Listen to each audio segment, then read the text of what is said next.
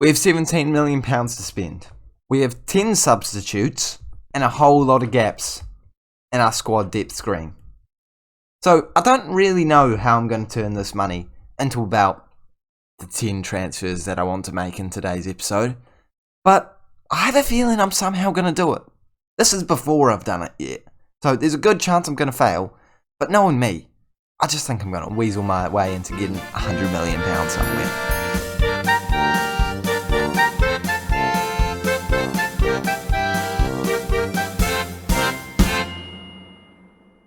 Hey guys, and welcome back to the FM22 Bayern Munich Save with me, Raxel FM, where today we are actually doing something in today's video.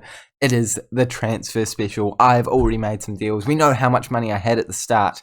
I somehow have more, even though I've already made a couple of signings. We don't have too long until the first game of the season comes around the corner against Borussia Mönchengladbach, but I know there's enough time for us to make a couple more special signings. And before we go over who we have brought in and who we have sold, please make sure that you do smash the like button on this video, as well as subscribing to the Rex of FM YouTube channel so that you don't miss the daily-ish Football Manager content coming your way with this save, as well as transfer guides here and there.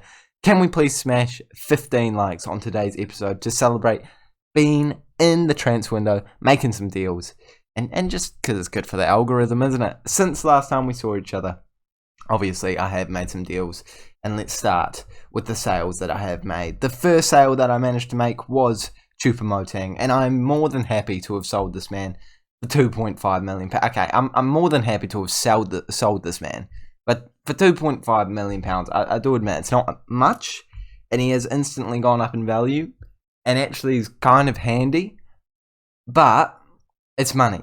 And realistically, we need it. We didn't have a lot of budget when I made this decision, and it seemed like an obvious decision. Then I sold Benjamin Pavard for £28 million.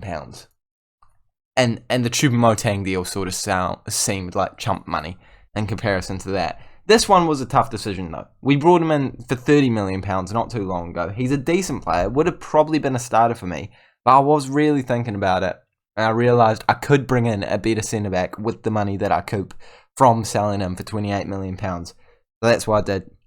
We'll now be able to sign an even better centre-back, hopefully a younger one as well, and then reinvest the rest of that money into the rest of the squad. And that's already what we've started to do by making the first signing of the entire save, Remy Cabella. I mean, he's free, so that was my thinking. He was free, it's pretty risk-free, and right now, he's a decent rotation option. Better than Choupo-Moting, I would say. And we managed to get some money for Choupo-Moting. So, it's not the most exciting deal I've ever made. And I will stick my hand up and admit, yeah, that's true. But, he's going to be a decent rotation option.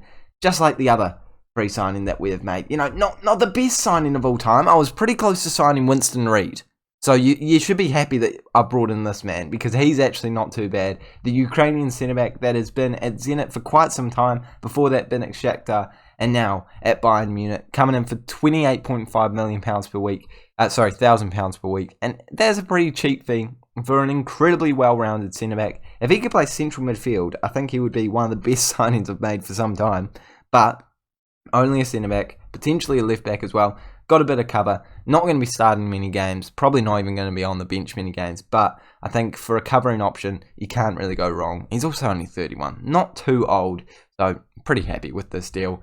But the big deal that we have made, it's not the only deal we're going to make, it is Karim Adeyemi. Of course I was going to bring this man in. They want me to sign German players, and when you're signing German players in Footy Manager, you got to bring this man in. Up front, just £7.5 million. Could eventually rise to 17, but even that is a bargain for a youngster who gets very good very quickly. Going to play him as a right winger, striker, or left winger. I think he's just that rotation option behind Lewandowski that we needed, as now we are looking okay for the striker position. I mean, it's not ideal, but having him as a backup, I'm not feeling too uncomfortable now. I mean, he's not perfect by any stretch of the imagination, but he is a youngster. He's going to develop, and he's going to continue getting better every time I play him. So I reckon as a rotation option, not the worst signing I've ever made. But that's obviously not all I plan to do. And with 13 days left, I better start getting on to the plans of what I'm trying to do, because there are still some positions that I want to improve upon. Some players that I don't think are quite right for the position they're in. So if we do quick pick our best 11, you notice that there's actually no changes. And in fact, it's potentially even worse because we don't have Pavard anymore. But as I said, centre-backs are being scouted and centre-backs have been offered. It is Luis Felipe who is offered. Is that? No, they haven't been offered. Bidded for? Targeted is the word I should have said. This is the man that I want to bring in, Luis Felipe. We could bring him in for just £10 million up front. I think that one's going to go across the line in just a couple of days. Pretty stoked with that. I think he'll be an even better player than Benjamin Pavard. Actually, let's do the comparison. Benjamin Pavard is not as good.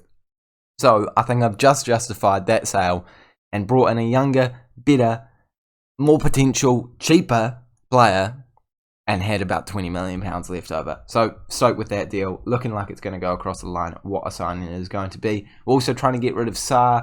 A couple other players I wouldn't mind selling at this point in time. But I think that generally speaking, this is the squad that I'm going to go with. Tolisso, I'm happy to sell.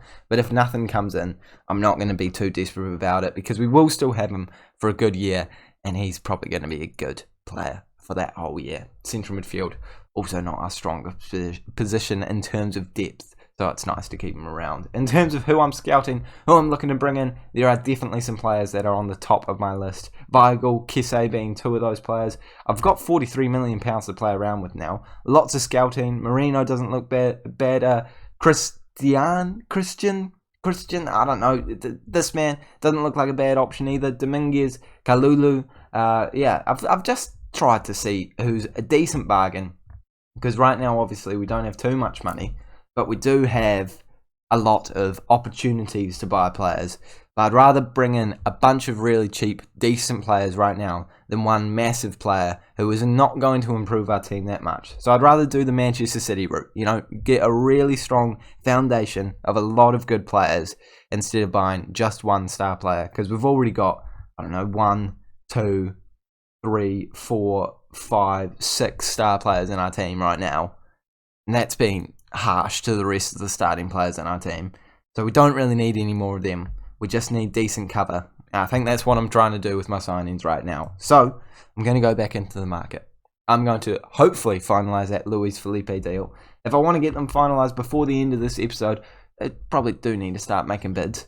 Let's versus Manchester United in a friendly as well. You won't get to see it. I won't get to see it. I'll simulate forward so that you can see it. I'm not seeing it either. But this is the kind of impromptu content that you get on the Raxor FM YouTube channel. You never know what's going to happen. I didn't even know this was going to happen. I didn't know my fan would start taking off like a fighter jet. I didn't know that we wouldn't actually be playing that game. Oh no, we do. We did play that game. We won 2-0. There you go. Manchester United 2-0 win. Now can just focus on the transfers. Alright team, we're ready to go for the first game, which means that unfortunately this transfer special is coming to an end. But this is the single biggest update I can bring to you. One of them has already been spoiled by the fact that, I'm not even going to act like this is a surprise. You knew I was signing Luis Felipe. He is confirmed, and I think a 2.5-star current ability is insanely harsh considering the fact that his stats are ridiculous for the centre-back position. If we compare him with someone that is actually going to look like they might start for us, Saul, he's not much worse. If anything, I would argue he's slightly better with his mental and defensive stats. I don't need the attacking. I don't really need the technical. The aerial stat is because he's 6.5 and there's only a bit more speed. I don't see any reason. Okay, no, now they are making him look a lot worse. But you know what I mean. There's not a lot in it. I think he's a really good signing. I think he's easily going to turn into one of the best centre-backs in our club as long as we play him consistently and as long as he plays consistently well, which I think is he's exactly what I think he's going to do. Got there eventually, and he's only come in for £10 million. Could eventually rise to 14.5. I was going to say 17.5, but somehow we've managed to get it down to 14. Really good signing. One for the future as well at 24 years of age. But he's not the only signing we made. You might have seen one of them coming up in that wee comparison screen. But first, we're going to go over the one player that we have managed to sell, and that is Bonasar. Unfortunately, not really at the level that we need anymore. £1.1 million in the bank account. I'm happy to take that and run, even though he has gone up to 12 to 14. Yeah, we don't talk about that. Next player that we signed was Joshua Wagnerman, who doesn't on paper look like the best signing I've ever made, but even with a 2-star current ability and a small potential of 3-star, the versatility that he brings is second to none. Being able to play left back and right back perfectly and centre back if we desperately need him to do it, I don't see any reason why this man's not going to be a really good option for us all throughout the save. I mean, he's not going to be starting regularly, I don't imagine, but he's got a lot of Bundesliga too and a little bit of Bundesliga experience, and by a little bit of Bundesliga, I mean literally just one game. But, you know, he's got a level of ability. I think they'll do very good when we give him a chance to actually play in the squad. But the big signing, £30 million, could eventually rise to £55 million, is I don't even know how to say that. YV. Now that's just confusing. But I know how to say the last name. It's Basuma, the man who comes in from Brighton, as you have seen, for £30 million, could eventually rise to 55, but he's already worth more than that, so I think it is a very good deal, and I'm more than happy to welcome him into the club in this Football Manager save. 24 years of age, already 3.5-star current ability, really good stats, able to play as the box-to-box midfielder, deep line playmaker, or even Musiala if I do really want to play him in there. His finishing's not ideal for it, but if we do take a look, everything else looking pretty fine and dandy. So no matter what I play, I reckon this man can slot into one of the positions, and right now is slotting into that deep line playmaker role, and I think he's going to do a great job for us there for the first game of the season, which is up against Borussia Mönchengladbach. And then in tomorrow's episode, or whenever I upload it might not be tomorrow, probably won't be tomorrow, but you know, the next episode, we are also going to be going for the Super Cup, which is one of the competitions that we're trying to go for. I mean, can you ask for much more than that to get one off the books straight away? No, you can't. It is, you know, the only other cup that we're going for in Germany is, of course, the DFB-Pokal. But that's already ticking off one cup. I don't really know how you get into contention for doing it, but you know, it's the 50th most reputable cup in the world. I guess it's just between... What is the rules? It's... Okay, it is... Oh, maybe it's the DFB Pokal winner versus the... That might be it. That definitely could be it. How do you... Eligibility... I don't know. I don't know. No, I don't know. But we're in it, which is the important thing. So if we win it, that's one ticked off straight away. 1 out of 6 could be done in tomorrow's episode. And this is going to be the team that we're going to be using for that first game. And I hope that you guys have enjoyed this video. And we'll check out the next one so you don't miss what happens in that next game. I'm switching them around. That is bothering me. Thank you guys so much for watching this one. Make sure to smash the like button if you have enjoyed it. And I'll see you all later.